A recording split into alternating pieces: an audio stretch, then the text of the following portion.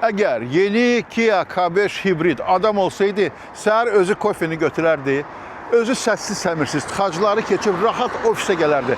Əsəbsiz, filansız. Çünki bu sadəcə sedan deyil. Kia K5 xarizmalı texnologiyalar toplumudur.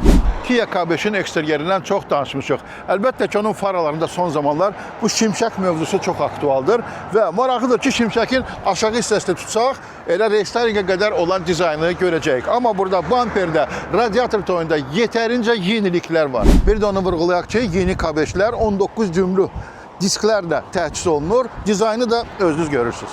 Daha bir yenilik, yeni Kia K5'də artıq avtomat bagaj qapağı açılır. O ki qaldı bagaj hissəsində çox genişdir və burada siz ehtiyat təkəri axtarmayın. Çünki Koreyada təkərin buraxması sığorta hadisəsi sayılır. Sadəcə zəng edirsən, gəlirlər təkəri dəyişirlər. Təsəvvür edirsiniz? Avtomobilin qabaritlərindən danışaq, uzunluğu 4905 mm-dir. Yəni tam hüquqlu biznes klassa nə qalıb ki?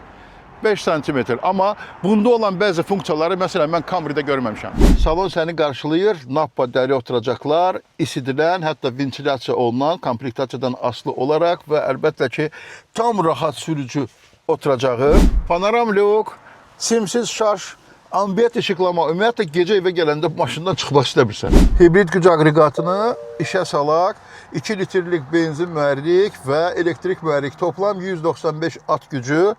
Əlbəttə ki, Formula 1 bolidi deyil, amma astagəl də deyil. Yəni, ümumiyyətlə Koreyada onu biznes klass kimi də istifadə edirlər. Yəni, yumşaq hərəkət və əlbəttə ki, komfort önəmlidir. Sürətlər qutusunun selektoru gördüyünüz kimi müasir, təkcə bir şayba ilə yola düşürük.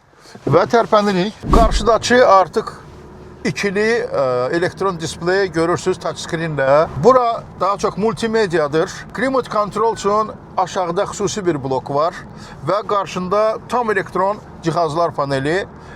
Yeri gəlmişkən, məsələn, funksiya, əgər sən dönmə işığını qoşursansa, sol tərəfdə nə baş verir, ölü zonada göstərir. Eləcə də sağ tərəfdə bu funksiya artıq Kia avtomobilləri üçün sanki bir vizit kartıdır. Sürətlər qutusu barədə mən bunu deməliyəm. Sürətlər qutusunun pilələrinin dəyişməsi, sürətlər qutusunun mühərriklə tandemdə işləməsi, bax belə rahat, belə hərəkəti mən demək olar ki, yalnız BMW-nin C kuzovlarında görmüşəm. Bilirəm, indi xeyterlər mənə daşa basacaqlar, amma inanmırsınız, özünüz sürün, baxın. Və əlbəttə təhlükəsizlik sistemləri burada sayıs hesabsızdır.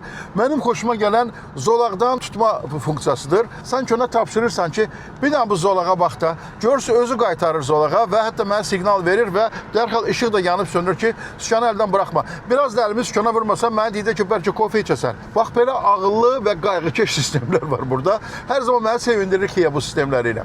Və hibrid məsələsində bir də qayıtmaq istəyirəm. Məlumdur ki, yeni ildən ədəbə güzəştləri ləğv olunur. Buna görə də avtomobillər, hibridlər bahalaşacaq və hazırda dekabrda alıb ya sürmək ya da yanvarda satmağın faydası var, inanın mənə.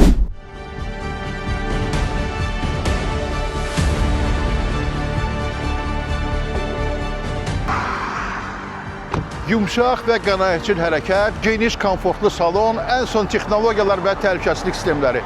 Daha nə lazımdır ki?